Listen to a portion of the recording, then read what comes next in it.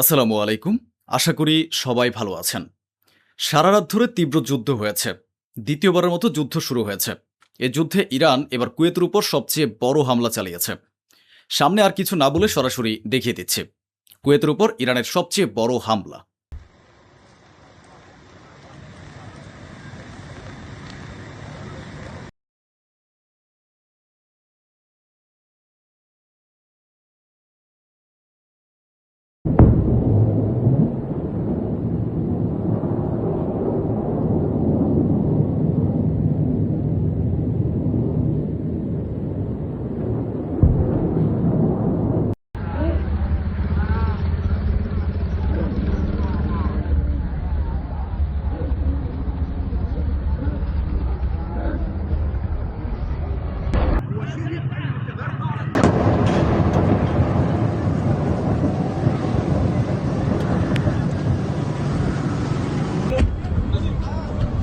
يعني انت بشر بس عم تسولف وياي.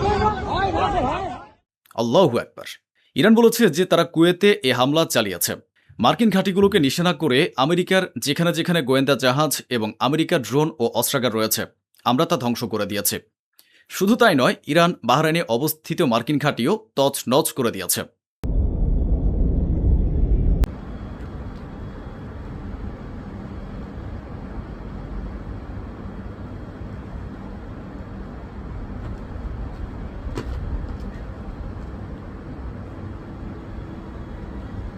আল্লাহু আকবার।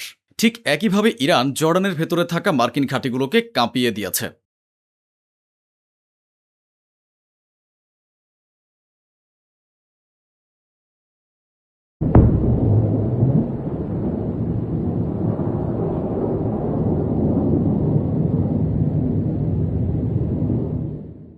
এর পরপরই ইরান ক্ষেপণাস্ত্র উৎক্ষেপণের এই ভিডিওটি প্রকাশ করেছে, যেখানে ইরান দাবি করেছে যে আমরা জর্ডান, বাহরাইন ও কুয়েতে হামলা চালিয়েছি।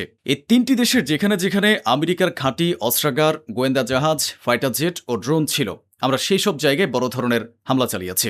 এর কারণ কি? আমি আপনাদের গতকালকেও জানিয়েছিলাম যে ইরানের বন্দর আব্বাসের কাছে একটি ব্রিজে হামলা চালানো হয়েছে।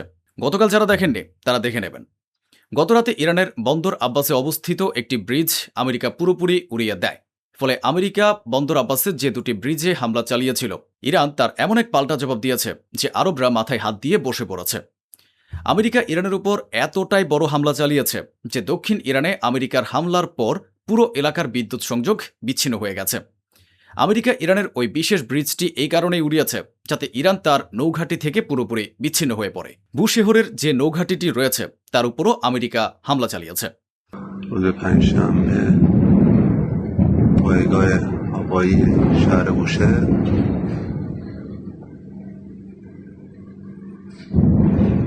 وای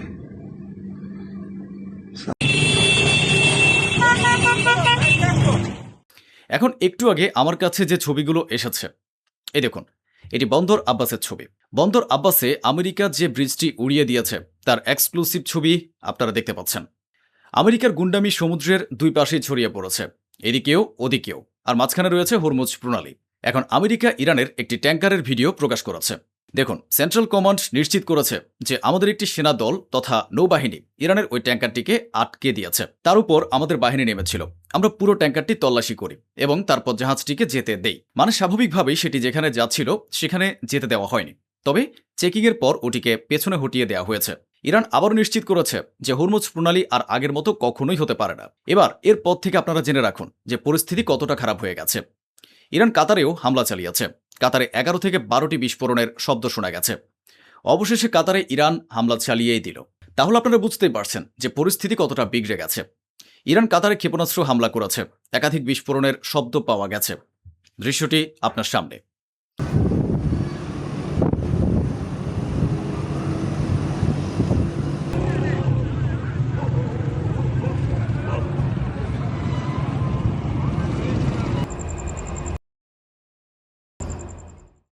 এখন আপনারা জেনে রাখুন, বেসামরিক মানুষদের হত্যাকারী আমেরিকা যে ব্রিজটি উড়িয়েছে তা আমি আপনাদের দেখিয়েছি ও বলেছি। আর এটা জেনেও রাখুন যে সেটির উপর সাধারণ মানুষও ছিল, অর্থাৎ ইরানের যে ব্রিজটি ওড়ানো হয়েছে সেই ব্রিজে বেসামরিক লোকও উপস্থিত ছিল। এবার শুনুন, ওই ব্রিজে 7 জন বেসামরিক মানুষ ছিলেন যারা আমেরিকার হামলায় নিহত হয়েছেন। راه دسترسی مردم بندرعباس به غرب استان هرمزگان به شهرهای خمیر، لار، بندرلنگه বেসামরিক মানুষদের মেরে সে গোলাপি শুয়োরটি বিবৃতি দিয়েছে যে আমরা জিতেছি এবং খুব শীঘ্রই জিতে যাব। এই হারামের বাচ্চাটি এতক্ষণ তো বলছিল যে আমরা জিতে গেছি, আর এখন বলছে জিতে যাব। তাহলে আপনারা বুঝতে পারছেন যে কে মিথ্যাবাদী। Likewise, winning big in Iran, and you will see the fruits of that labor very, very shortly.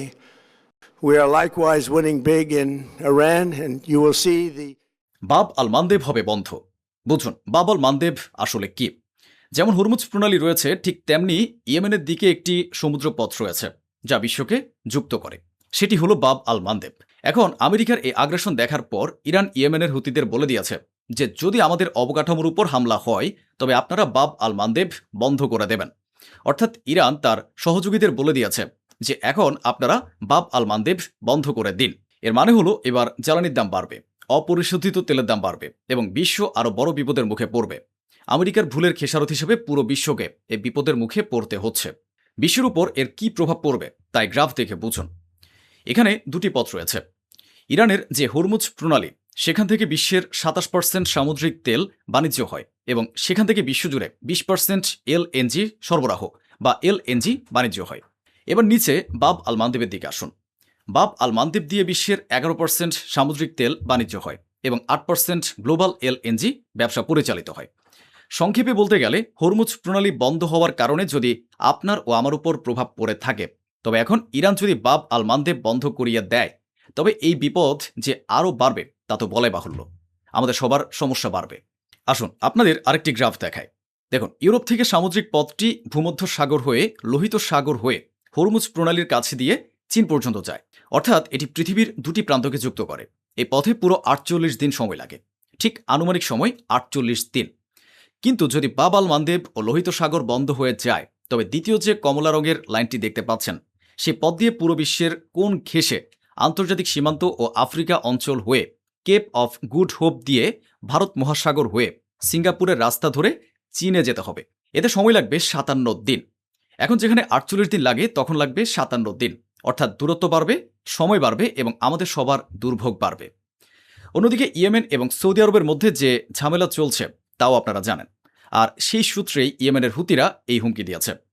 এ হলো সেই হুমকি সূচক ভিডিও যেখানে আনসারুল্লাহ হুমকি দিচ্ছে যে যদি সৌদি আরব আমাদের উপর হামলা চালায় তবে আমরা সৌদি আরবের তেল অবকাঠামো এবং তার সমস্ত বড় বড় অঞ্চলে হামলা শুরু করে দেব।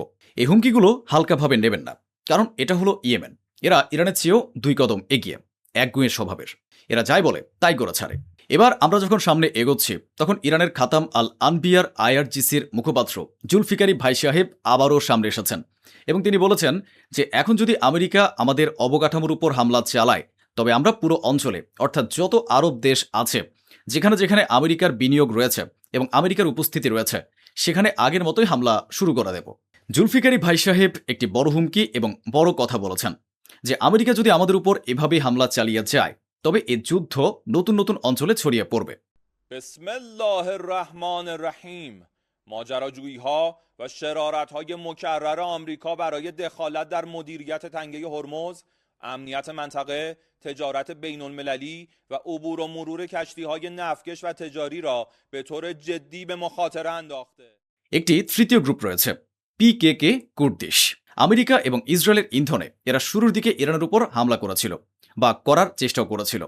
তখন থেকে আজ পর্যন্ত ইরান থুতু দিয়ে এদের ভালো মতোই সাইজ করে দিচ্ছে, অনবরত পিটিয়ে তছ নচ করে দিচ্ছে। এখন প্রথম কথা হলো পিকেকে লিডার তিনি স্বীকার করেছেন যে আমরা যদি আমেরিকা এবং ইসরায়েলের সাথে ইরানের বিরুদ্ধে যুদ্ধে নেমে পড়তাম তবে ইরান আমাদের সবাইকে মিটিয়ে দিত। ওদিকে ডোনাল্ড ট্রাম্পের পর হোয়াইট হাউসও একই কথা বলছে। হোয়াইট হাউস জানিয়েছে যে ইরান আমাদের সাথে কথা বলার জন্য ছটফট করছে, ইরান আমাদের সাথে আলোচনা করতে চায়, কারণ ইরানের অনেক বড় ক্ষতি হয়ে গেছে। কেউ হাসবেন না, একটু কমন সেন্স খাটান। আপনারা ইরানের সুপ্রিম লিডারকে হত্যা করেছেন, ইরানের টপ কমান্ডারকে হত্যা করেছেন, তখন ইরান কথা বলেনি, এখন কেন কথা বলবে? কথা বলার ইচ্ছে থাকলে ইরান 10 কদম পিছিয়ে গিয়ে গোপনে চুপিসারে কথা বলে নিত, ঝামেলা মিটে যেত। আজকের মূল বাস্তবতা হলো আমেরিকা হামলা করার সাথে সাথে ইরান পাল্টা জবাব দিচ্ছে। এখন হয়তো আপনাদের কাছে এমন খবর আসছে না যে ইরান 150টি ক্ষেপণাস্ত্র ছুড়েছে বা 200টি ক্ষেপণাস্ত্র ছুড়েছে। কেন? কারণ ইরানকে এখন চীন এবং রাশিয়া নিখুঁত, একেবারে শতভাগ নিখুঁত তথ্য দিচ্ছে। ইরান আমেরিকার ঘাঁটিতে দুটি ক্ষেপণাস্ত্র ছুড়লে দুটি একদম সঠিক জায়গায় গিয়ে আঘাত হানছে। এটাই বাস্তব। আমি যা বললাম তার প্রমাণ দেখাবো না তা কিভাবে হয়? এই দেখুন ইরাকের স্যাটেলাইট ইমেজ। ইরাকে আমেরিকার যেখানে পেট্রিয়ট লঞ্চার ছিল তা আপনারা একটু দেখুন। ইরানের হামলায় সেটি পুরোপুরি ধ্বংস হয়ে গেছে, পুরোপুরি ক্ষতিগ্রস্ত হয়েছে। স্যাটেলাইটে এই যে কালো কালো অংশটি আপনাদের নজরে আসছে, এটি একটি বড় ধরনের ক্ষতি। তাহলে আপনারা নিশ্চয়ই বুঝতে পারছেন যে ইরান যদি 4টি ক্ষেপণাস্ত্র ছোড়ে তবে সে 4টি একদম সঠিক ঠিকানায় গিয়ে আঘাত হানছে, একেবারে নিখুঁতভাবে আঘাত হানছে। এ কারণেই আমেরিকা চিন্তিত। আপনাদের কি মনে হয় আরবরা কি আপনাদের কাছে সত্যি কথা বলবে? দুবাইয়ের ভেতরে বিস্ফোরণের খবর রয়েছে, কিন্তু দুবাই তা অস্বীকার করেছে। তারা বলেছে এমন কিছুই হয়নি। ঠিক আছে, আমরাও মেনে নিলাম যে হয়তো বাজি ফুটেছে। আমেরিকার মাত্র 27% মানুষ মনে করেন যে ইরানের সাথে যুদ্ধ করা সঠিক, আর বাকি সবারই বক্তব্য হলো ইরানের সাথে এই যুদ্ধ ভুল হয়েছে। ওদিকে মাত্র 4 দিনে সৌদি আরবের অবস্থা খারাপ হয়ে গেছে। এখন সৌদি আরব হুতিদের সাথে মধ্যস্থতা করতে চাইছে যাতে আলাপ আলোচনা করা যায় এবং তাদের উত্তেজনা কিছুটা কমে। তা না হলে এদিক থেকে হুতিরা বিসমিল্লাহ পড়বে আর ওদিক থেকে ইরান তো ইন্না লিল্লাহ পড়ে রেখেছে। এবার একটি চমৎকার বিষয় শুনুন। এই ধরনের সূক্ষ্ম সূক্ষ্ম বিষয়গুলো আমি আপনাদের সবসময়ই জানাই। ইয়েমেন যখন সৌদি আরবের উপর ক্ষেপণাস্ত্র ছুড়েছিল, 6টি ক্ষেপণাস্ত্র ছুড়েছিল, সৌদি আরবের এতটুকুও যোগ্যতা নেই যে তারা নিজেরা ওগুলো ঠেকাতে পারে। আমি তখনই মাথা চুলকাচ্ছিলাম। এখন রিপোর্ট সামনে এসেছে যে সেই 6টি ক্ষেপণাস্ত্র ও ড্রোন ঠেকাতে সৌদি আরবকে সাহায্য করেছে ইসরায়েল। এর মানে ইসরায়েল কোনো না কোনোভাবে সৌদি আরবের সাথে পুরোপুরি যুক্ত আছে, মিলেমিশে আছে। তাহলে আপনারা কার পক্ষে? আল ইহুদিদের পক্ষে, নাকি আপনারা আপনাদের খাঁটি ইমানের উপরে আছেন? সীমারেখা এখনও টানা রয়েছে। এক পাশে রয়েছে গাদ্দারি, বেইমানি আর ভণ্ডামি, অন্য পাশে রয়েছে মানবতা, দিনের অনুসারী এবং মানবতা প্রেমী ও ন্যায়পরায়ণ মানুষ।